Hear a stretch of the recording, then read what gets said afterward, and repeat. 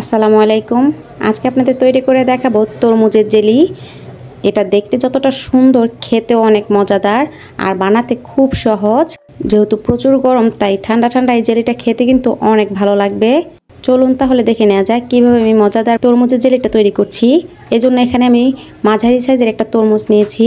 তরমুজটাকে প্রথমে মাঝখান দিয়ে কেটে নিচ্ছি।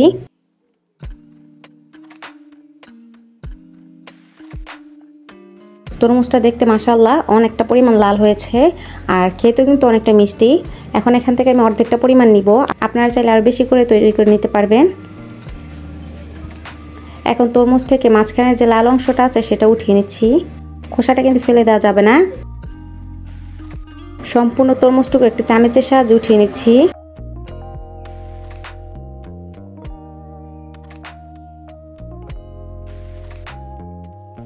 যারা আমার ভিডিওটি দেখতেছেন প্লিজ ভিডিওতে একটি লাইক দিয়ে চ্যানেলটিকে সাবস্ক্রাইব করে দিবেন।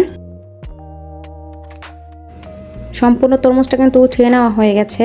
এখন তরমুজের খোলসটা সাইড করে রেখে দিচ্ছি। আমি এখানে অর্ধেকটা পরিমাণ তরমুজ নিয়েছি। এখন এই তরমুজটা ব্লেন্ডারে ব্লেন্ড করে নিব। আপনারা চাইলে হাত দিয়ে চিপো এটার যে জুসটা আছে সেটা বের করে নিতে পারেন। এখন ব্লেন্ডারে জগে দিয়ে দিচ্ছি। 30 সেকেন্ডের মতো ব্লেন্ড করে নিলেই হবে। ব্লেন্ড করা হয়ে গেছে। এখন তরমুজের জুসটা ছেঁকে নিব। একটি বাটির উপরে স্ট্যান্ড রেখেছি। সম্পূর্ণ তরমুজের জুসটা দিয়ে দিচ্ছি। একটি চামচের সাহায্যে নেড়েচেড়ে তরমুজের জুসটা সম্পূর্ণ ছেঁকে নিচ্ছি।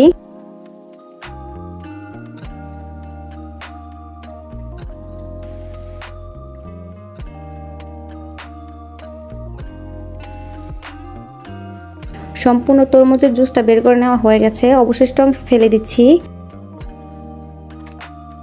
এখন এর মধ্যে দিয়ে দিচ্ছি হাফ টেবিল চামচ পরিমাণ আগার আগার পাউডার। ভালোভাবে একটু মিশিয়ে নিচ্ছি। আপনারা চাইলে এই পর্যায়ে আপনাদের টেস্ট অনুযায়ী চিনি দিতে পারেন। যেহেতু তরমুজটা অনেক মিষ্টি তাই আমি আর চিনি দিলাম না। মিশিয়ে নেওয়া হয়ে গেছে। এখন একটি ফ্রাই প্যানে সম্পূর্ণ তরমুজের জুসটা দিয়ে দিচ্ছি।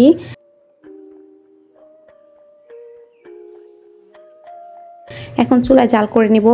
এই পর্যায়ে অনবরত নেড়েচেড়ে চুলায় জাল করে নিতে হবে। শুধু বলক চলে আসলেই হবে, জাল করে ঘন করে নেওয়ার দরকার নেই। এ পর্যায়ে কিন্তু নাড়াচাড়া বন্ধ করা যাবে না, তাহলে কিন্তু তরমুজের যে জুসটা আমরা আগার আগার পাউডার মিশিয়েছি সেটা কিন্তু দলা পেকে যাবে। কিছুক্ষণ পর বলক চলে এসেছে। বলক চলে আসার পর 2 মিনিটের মতো জাল করে নিয়েছি। এখন নামিয়ে নিব। চুলা থেকে নামিয়ে নিয়েছি। এখন যে খোলসটা রেখেছিলাম সেটার ভিতরে সম্পূর্ণ তরমুজের জুসটা দিয়ে দিচ্ছি। এখন নর্মাল ফ্রিজে রেখে দিব 15 মিনিটের জন্য। 15 মিনিট পর ফিরছি। তরমুজের জেলিটা তৈরি হয়ে গেছে, ভালোভাবে সেট হয়ে গেছে। এখন আপনাদের কেটে দেখাচ্ছি।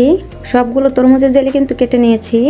আর দেখতে পাচ্ছেন দেখতে কতটা লোভনীয় হয়েছে আর খেতে আলহামদুলিল্লাহ অনেক মজার। এই গরমে খুব সহজে ঘরে থাকা তরমুজ দিয়ে এই তরমুজের জেলিটা কিন্তু তৈরি করে নিতে পারেন। ঠান্ডা ঠান্ডা খেতে কিন্তু অনেক ভালো লাগবে।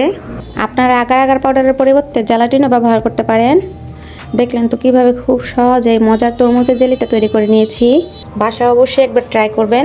আশা করছি আমার ভিডিওটি আপনাদের ভালো লাগবে। তো আজকের ভিডিওটি এই পর্যন্তই। সবাই অনেক বেশি ভালো থাকবেন। আল্লাহ হাফেজ।